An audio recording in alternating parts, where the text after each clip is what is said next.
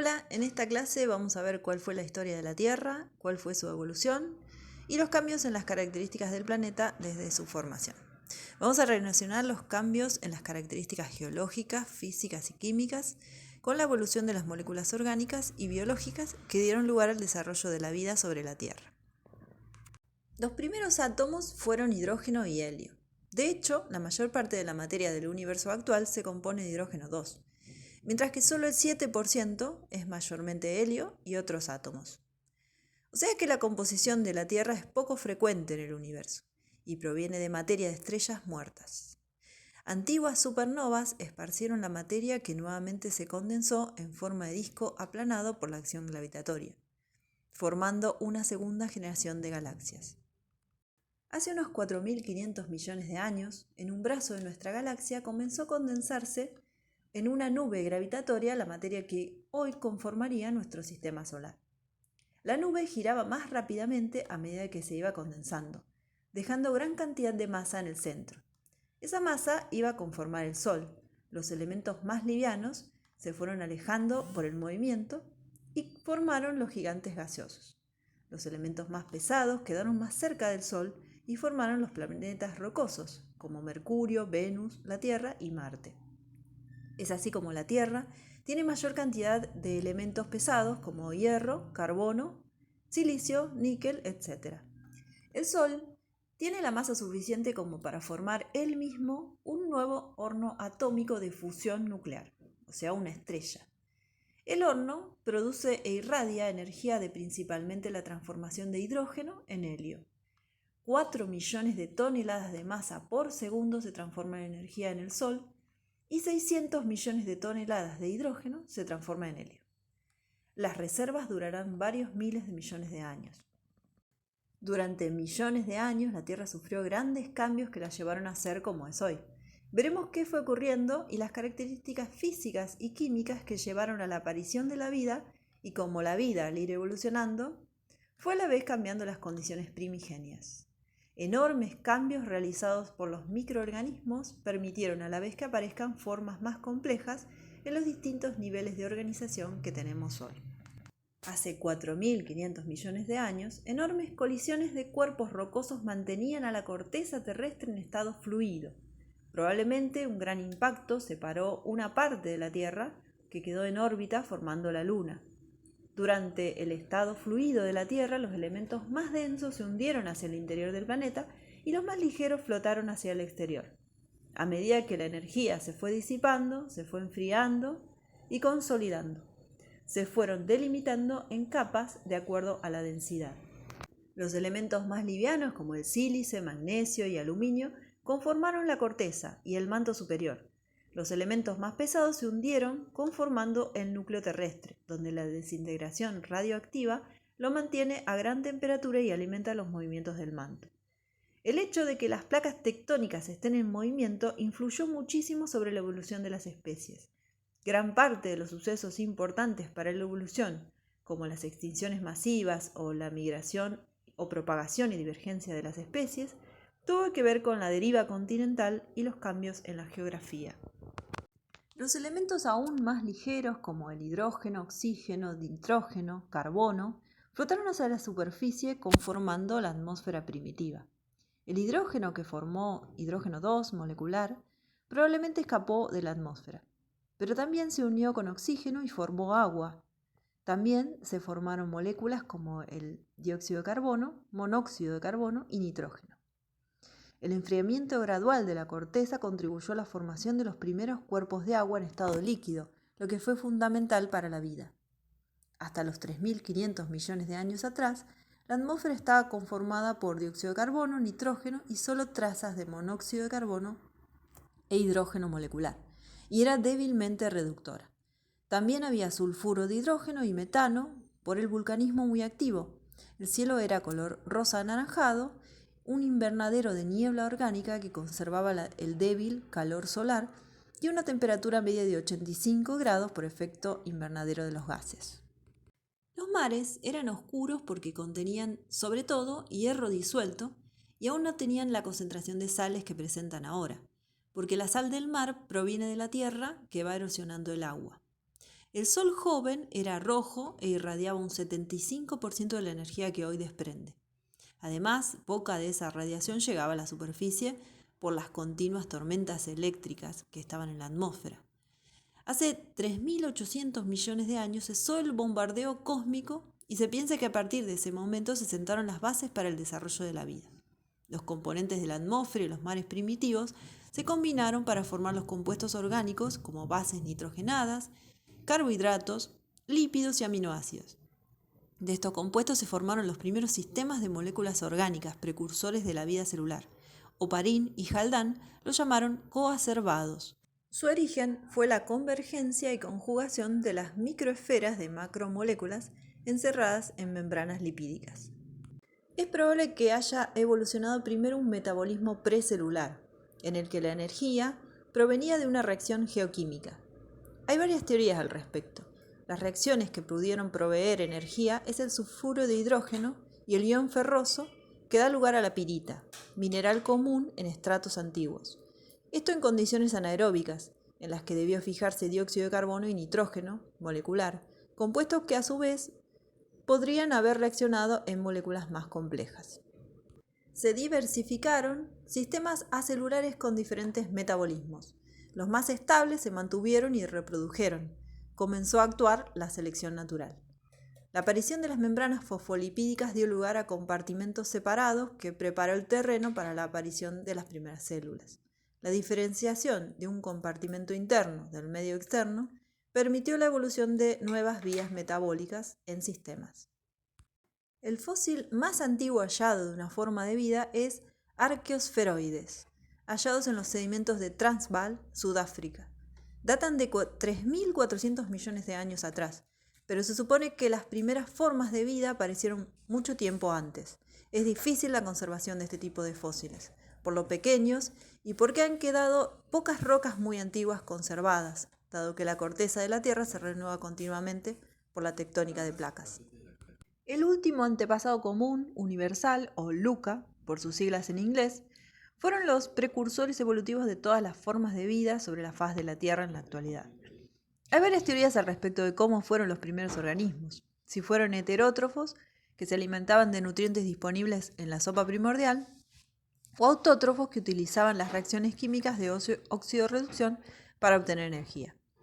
Los arqueosferoides probablemente fueron similares a las actuales cianobacterias, procariotas, autótrofos que aprovecharon la energía lumínica y las reacciones químicas de oxidorreducción relacionadas. Los primeros autótrofos aprovecharon las fuentes de energía termoquímicas y la luz del sol. Fueron favorecidos aquellos que explotaron fuentes muy abundantes como es el dióxido de carbono. Hay evidencias indirectas de colonias de formas de vida fotosintética, los estromatolitos, rocas sedimentarias que datan de una antigüedad de 3.700 millones de años. Entre los 2.500 y 1.000 millones de años atrás, se encuentran rocas sedimentarias con arrecifes de estromatolitos ampliamente extendidos. Dado que la fórmula de la fotosíntesis es agua más dióxido de carbono más luz, igual a glucosa y oxígeno libre, esto dentro de células fotosintéticas procariotas o dentro de cloroplastos de células eucariotas, el hecho es que la fotosíntesis tiene como producto de desecho el oxígeno 2, o sea, moléculas con 2 átomos de oxígeno. Esta es una foto de la doctora Farías, una investigadora de CONICET que descubrió estromatolitos vivos en salares en la Puna. Los procariotas fotosintéticos que formaron los antiguos estromatolitos provocaron cambios irreversibles en la corteza terrestre en las rocas, en los mares y en la atmósfera, los que hoy se adaptaron a un ambiente extremadamente salado en donde viven produciendo oxígeno 2.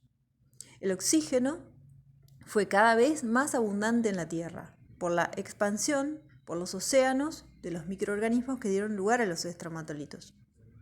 El porcentaje de oxígeno en la atmósfera en ese momento era aproximadamente a solo el 1% al 2% de su nivel actual, hasta que los sumideros químicos, la oxidación de azufre y el hierro disuelto en los mares, se saturaron hace aproximadamente 2.450 millones de años, cuando comienza la gran oxidación. Las evidencias de la gran oxidación son los depósitos de hierro bandeado. El hierro, en presencia de oxígeno, se oxida y el óxido de hierro es insoluble en agua y precipita al fondo del océano, formando estas rocas sedimentarias. Acá se ven grandes depósitos de formaciones de hierro bandeado en donde se alterna óxido de hierro con otros sedimentos marinos. A estos se les llamó sumideros químicos. Las formaciones de hierro bandeado proporcionan la mayor parte del mineral de hierro que se utiliza. Cuando los sumideros se llenaron, cesó la formación de hierro bandeado hace 2.000 millones de años atrás, y los océanos se quedaron sin nada más que oxidar y se volvieron más claros, transparentes, lo que a su vez favoreció la proliferación de los más microorganismos fotosintéticos en abundancia y en diversidad. La máxima dispersión de arrecifes de microorganismos fotosintéticos fue hace 1.200 millones de años en el Proterozoico. Fue entonces cuando el oxígeno empezó a liberarse de los océanos hacia la atmósfera. Así, los autótrofos llenaron también la atmósfera de oxígeno. La cantidad de oxígeno atmosférico fue tan grande que se formó la capa de ozono, que actuó como filtro de radiaciones ultravioletas del Sol.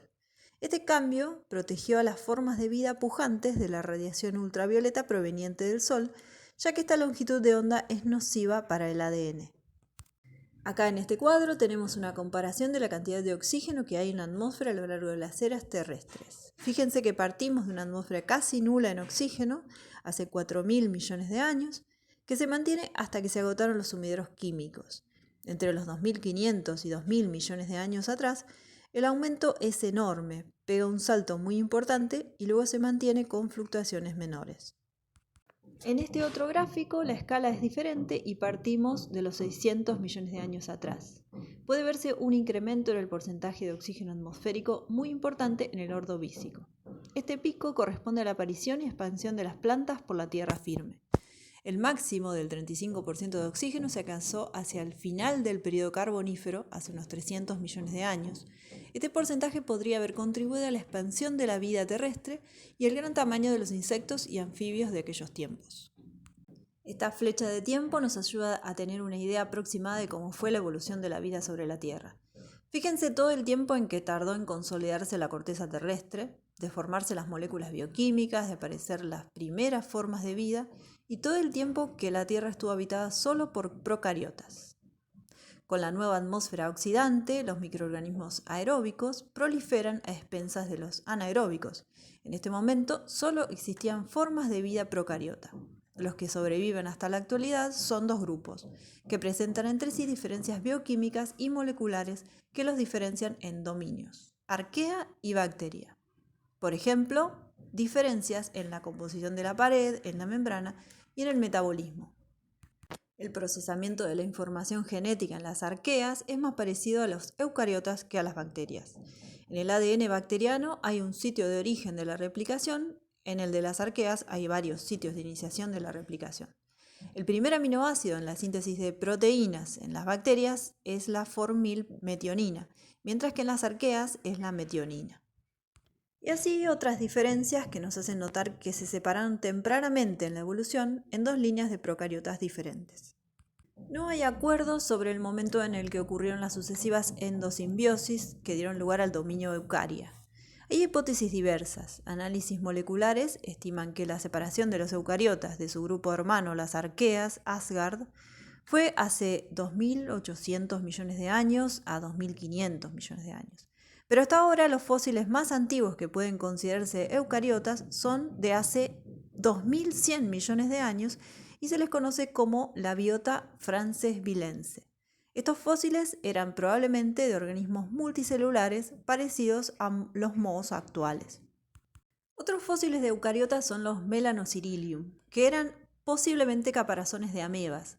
Estas son fotos en microscopía electrónica de barrido de los caparazones y datan de aproximadamente 760 millones de años atrás. El metabolismo de los eucariotas necesita de la presencia de oxígeno y de un ambiente oxidante, por lo que se cree que no podrían haber evolucionado en las condiciones de la Tierra primitiva. Comparando los metabolismos, los procariotas son más diversos y pueden ser aeróbicos obligados, anaeróbicos facultativos o anaeróbicos obligados. En cambio, los eucariotas, con pocas excepciones, adaptaciones posteriores, son todos aeróbicos obligados, típicamente dependientes de oxígeno. Arquea, además, Pueden ser hipertermófilos, termoacidófilos, metanógenos, halófilos, pero no hay patógenas ni fotosintéticas como en las bacterias. Los procariotas se fueron adaptando a la evolución de la atmósfera gradualmente. Sin embargo, los eucariotas son hijos de una atmósfera saturada en oxígeno. En este cuadro se relacionan todos los sucesos que venía contándoles anteriormente. Por ejemplo, los componentes de la atmósfera primitiva, la presencia de luz ultravioleta, las macromoléculas que se formaron, la aparición de las primeras células, la gran oxidación y el desarrollo de células más complejas producto de la simbiosis, según la teoría endosimbiótica. Las células eucariotas son mucho más complejas que las procariotas. Como puede verse en estos esquemas, en los procariotas la membrana es solo externa, sin repliegues internos, y en los eucariotas, además de la membrana externa, tienen gran cantidad de repliegues y membranas internas. Los eucariotas tienen núcleo, gran cantidad de material genético y organelas rodeadas de membrana. Muchas de las características de las células eucariotas hacen suponer que proceden de la endosimbiosis de bacterias en arquea. Se denomina endosimbiosis a la asociación en la cual un organismo habita en el interior de otro organismo. Lynn Margulis propuso la teoría de la endosimbiosis seriada, que explica la aparición de las células eucariotas por asimilación simbiótica de procariotas con habilidades diferenciadas. Se sabe que orgánulos como los cloroplastos y las mitocondrias tienen origen endosimbiótico, o sea que proceden de bacterias, conservan un genoma propio y se multiplican autónomamente. Gracias a las endosimbiosis, las células eucariotas tienen la capacidad de realizar procesos metabólicos que evolucionaron originalmente en las bacterias, por lo cual los componentes se beneficiaron mutuamente. Es el caso de la respiración, de la que se ocupan las mitocondrias, de la fotosíntesis a cargo de los plastos. El proceso de endosimbiosis lo observamos hoy en la fijación biológica del nitrógeno, realizada por bacterias que viven dentro de las células de las raíces de ciertas plantas. Acá en este esquema que presentó Lynn Margulis, vemos cómo se correlaciona la aparición de los eucariotas con el incremento de oxígeno en la faz de la Tierra. Además de este incremento de oxígeno y el metabolismo oxidativo, dio lugar a metabolismos más activos.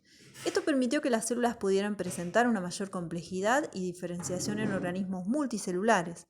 Los organismos multicelulares necesitamos gran cantidad de información genética que codifique de manera diferencial los distintos tejidos. O sea que cada núcleo debe llevar toda la información genética de todos los tejidos que presentan y en las células procariotas hay poco espacio. El Paleozoico comienza con una explosión de gran cantidad de formas muy diversas de vida multicelular. Una de las primeras faunas que se hallan en el registro fósil es la fauna de Ediacara, casi al inicio del Cámbrico, hace unos 542 millones de años. No se sabe muy bien cómo era la fauna de Ediacara. Los fósiles son impresiones sobre la roca sedimentaria. En esta imagen vemos una reconstrucción en computadora en donde se imaginaron cómo podían ser estas formas de vida. Probablemente estos organismos parecidos a hojas con nervaduras, con cuerpo blando, no hayan dejado descendientes en la actualidad, ya que son muy diferentes a las formas de vida actuales. Mientras que muchos eucariotas existen hoy como diversas formas unicelulares o coloniales, los protistas, en algunos grupos evolucionó de manera convergente la multicelularidad.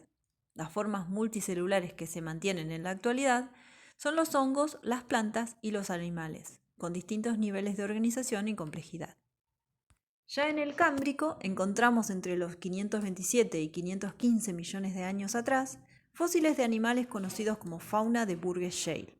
Estos animales acuáticos tenían órganos y formas muy complejas y diversas, que no presentan analogías con las que se conocen hoy.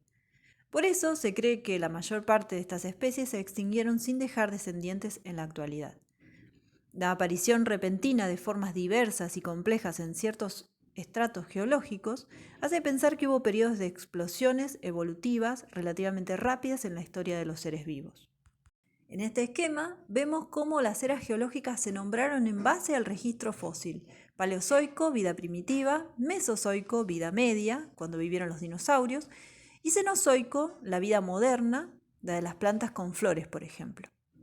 Bueno, hasta acá llegamos. La idea de esta clase es notar cómo la evolución de la corteza terrestre, los cambios geológicos, bioquímicos y morfológicos de la Tierra dieron paso a la evolución de la vida, y recíprocamente cómo la vida modificó las características mismas del planeta. Hasta la próxima.